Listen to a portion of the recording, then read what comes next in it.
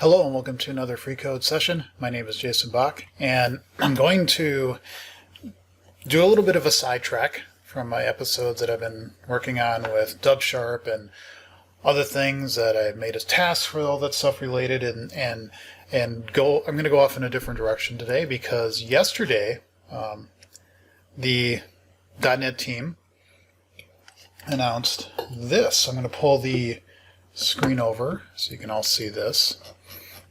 Hello world, introducing C# source generators. So to give my own take on the history of this, metaprogramming and creating code and all this other stuff, this is not a new idea. This has been around as a thought in the C# team for years.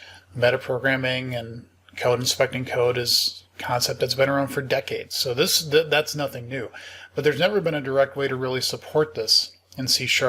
There was an attempt, I don't know, 4 or 5 years ago or something like that, where not only could you generate code, but you could change the code that you currently wrote. It was using replace, original, all these different keywords, and apparently it worked, but long story short, the idea was kind of put to rest for a while, not abandoned, but you prototype and you realize what's good and bad, and you figure out, well, what do we need to do?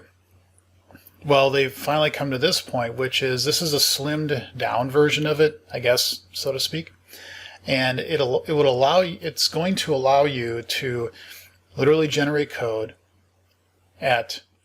and that's the question I have right now. Is it at compile time? Is it based on a condition that is found in code? Like in analyzers in .NET, as soon as you type in a method definition, if there's an analyzer that looks for method definitions, it runs at that time, and then it will tell you if there's something wrong. Okay. I don't know if that's the same case here. I don't know if it waits for the build to actually happen and then it generates the code, or if it will generate it based on I just did something, so therefore I want to run my code. I don't know. This is all new. So what I'm going to do is just kind of follow through with their hello world example. There's another example that somebody from the Uno team had done previously. They had already kind of shipped a source generator version based on a proposed API that the C# team had done, and they just updated their version. It's with iNotify property change. I might try that. So this is all just purely experimental work. I have literally not done anything with this new preview. I'm assuming I have the Visual Studio Preview installed. I don't know. This is a good question. I don't know if I have the latest .NET 5 preview installed. Yeah, let's check. I don't know if installing the 29 preview will also install list SDKs. Yeah, it does not. So, do I chance this? Do I dare take the risk? There's a thought in my head going right now. Don't do it, Jason. Don't do it. You really don't want to do it. But I'm going to kind of have to if I want to play with this. So, yeah. Well, let's see. SDK, Windows, install. So I will come back once this is done installing. Oh, version 16.6 latest preview. Let's see if I have that before. 16.6 latest preview. I would assume that's what this is. So once this is done downloading, once I get it installed, I will come back and then we will give this a whirl and see what happens. So I'll be back. Okay, I am back. Didn't take long to install, but didn't want to just sit there and blah, blah, blah. So I'm going to move this back over here. And I'm going to kind of follow the example scenario that the hello world one. So they say create a .NET standard library. Create a .NET standard library project that looks like this. Fine. We will do that. So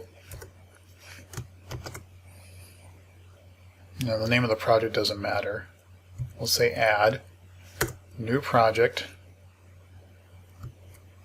.NET Standard. Come on, you can search for it. It's okay, you can do it. All right.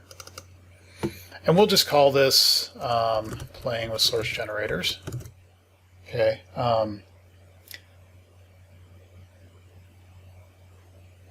Yeah, that's fine. So we'll say create. And then I'm just going to copy and paste the csproj file code that they want. All right, let's come back over here. My God, this is slow. Holy crap. Okay, come back here.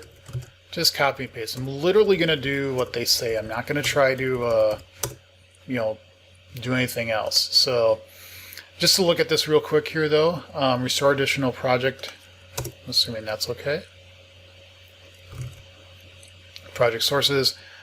Makes kind of sense. I'm guessing that this is where the beta stuff is and whatnot. Preview version of the language 2.0. That's kind of, whoa, hey, whoa. What the heck? It just like literally, oh, I bet I know what I did. C# source. Oh no, God, C# source generators. I think I was inadvertently still on the screen and had the focus and I closed out the tab. I was like, where did it go? All right. Back to reality. We got that in there. Let's come back over here and read what it tells me to do. Modify or create a C# file that specifies your own source generator, like so. So we will call class 1 my source generator. Sure, why not? Because I'm just going to toast it all anyway. Okay, so I guess we don't need all that. I can't help myself. Please tell me it's doing tabs. Yes, good. Okay, so, all right. You'll need to apply the generator attribute and implement the source generator interface. Done. Add generated source code to the compilation. What? Doesn't make any sense. How? What? Oh, there's cookbooks. I was wondering if they had more examples. I can probably play with those too.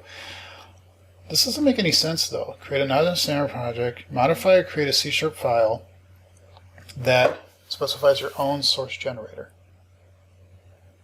Add generated source code to the compilation. Is this a different one? Because it's Hello World generator, but the class above is my source generator. So I don't know if, like, do you keep two classes there? I don't understand. I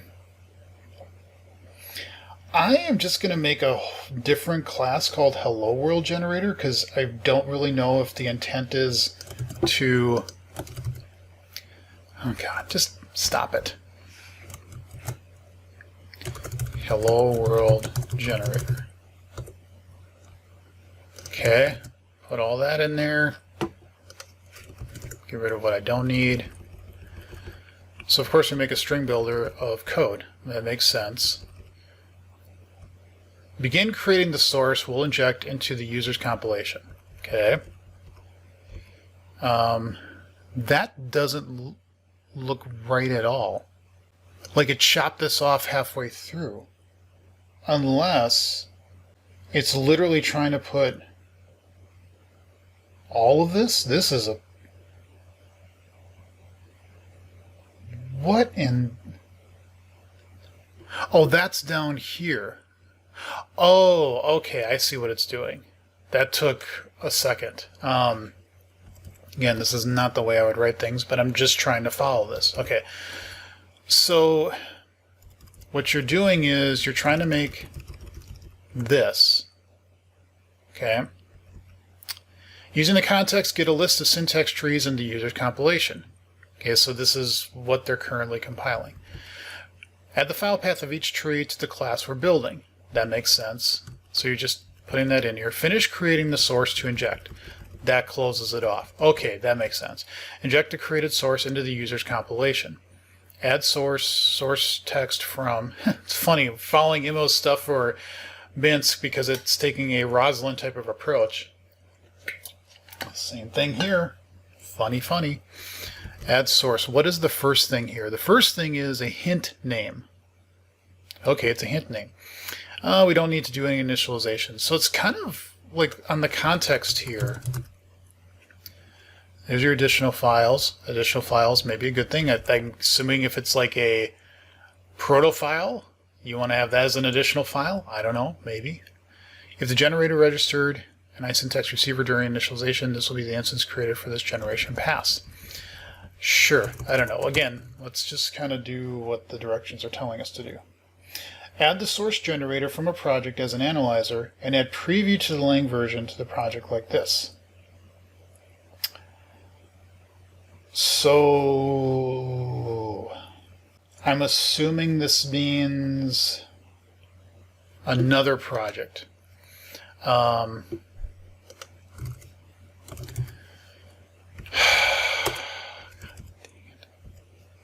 It's so frustrating. I said, oh, I need to add new project.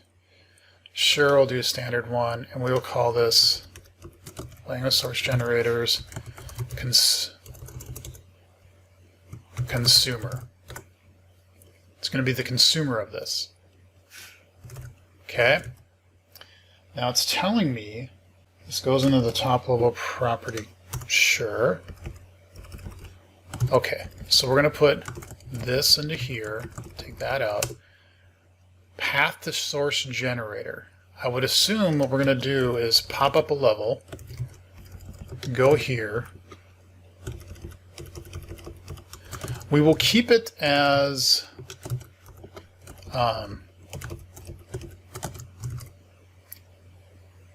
debug. We won't even mess with that right now. When you write your code in Visual Studio, you'll see that the source generator runs and the generated source file is added to your project. You can now access it if you created it yourself. Note, you will currently need to restart Visual Studio to see the IntelliSense and get rid of errors with the early tool experience. I would imagine that it's probably because you're actually referencing the DLL. What you'd really want to do is, I mean, yes, you reference a NuGet package that has the source generator in it, and then it would just run from that, but we're trying to do these from two projects, so who knows? I guess that's what's going on here. Okay, so if I do this now, and let's just call it what it has in the code. Some method I have. Let's see, did this actually at least build? Build failed. The name hello world generated does not exist in the current context. I get that. Fine, let's just restart Visual Studio and see if that helps at all. Why does it do that? I don't understand why it...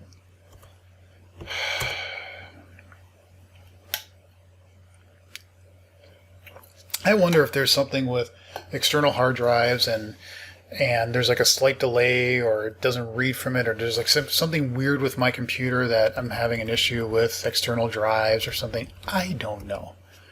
Okay, let's try building it again. Oh, that failed miserably. I don't understand what the problem is.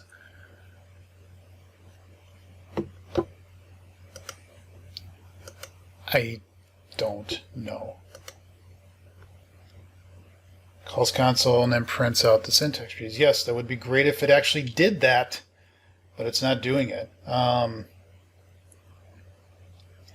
Additionally, you have a set of samples available on GitHub that you can try on your own.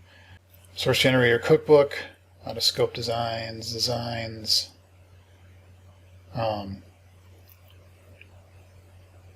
Additional file transform, augment user code. I guess I should read this more and figure out what the heck it's trying to do. Because this is really, this thing that I just tried to follow here obviously did not work at all.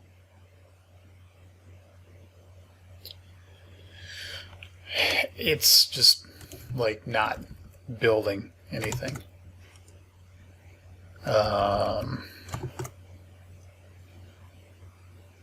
Oh, well, maybe that's the problem. Maybe I don't have this in the right spot. So let's actually, first of all, maybe I should read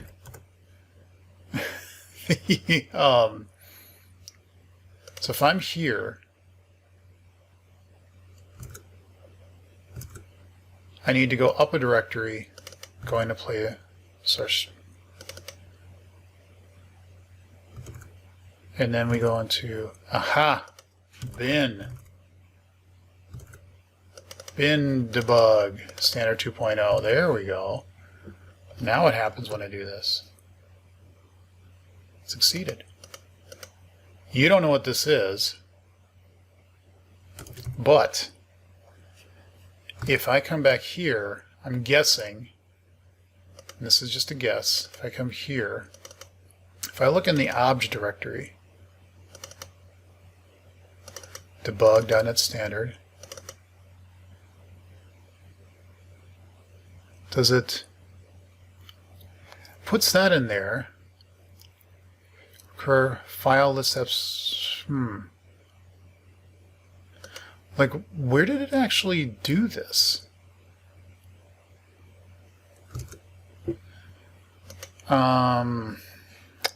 Let's add another project. Call it a console app.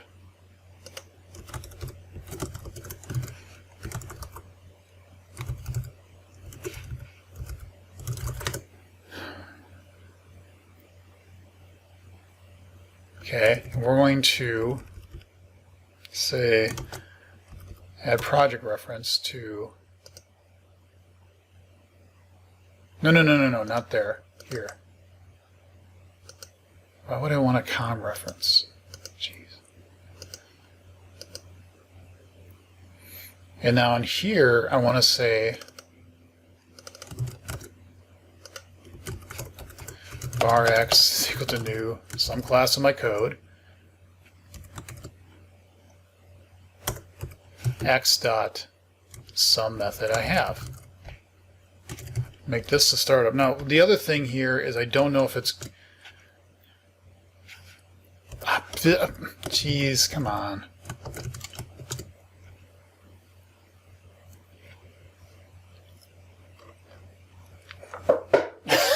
Holy crap, that worked. Okay. Yow.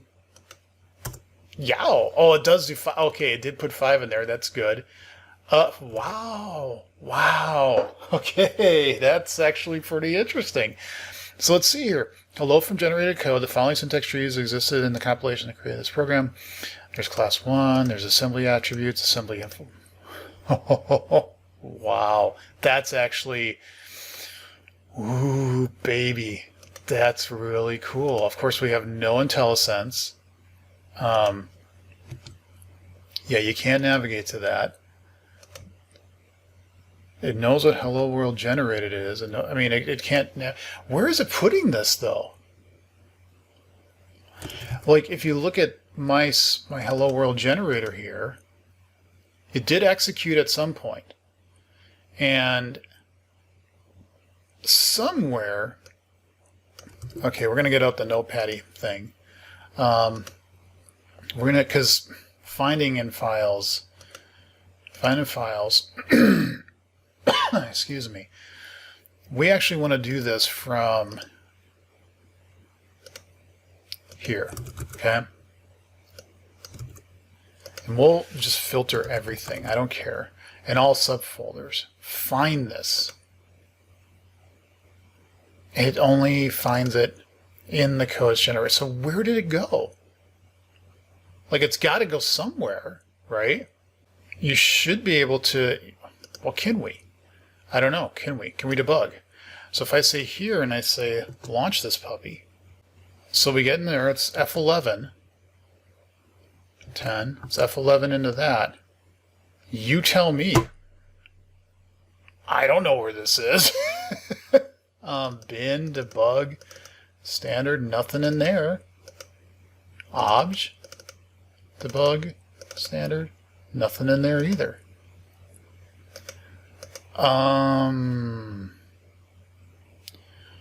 Would it be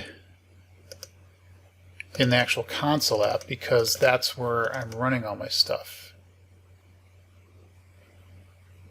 Wait, we're getting this confused. We need to say file name star.star. Let's go back up here. Let's go to obj debug, init5, generate gen runtime config cache. I don't know. File list copy complete. What is that? What is that file? I don't know. I know none of this.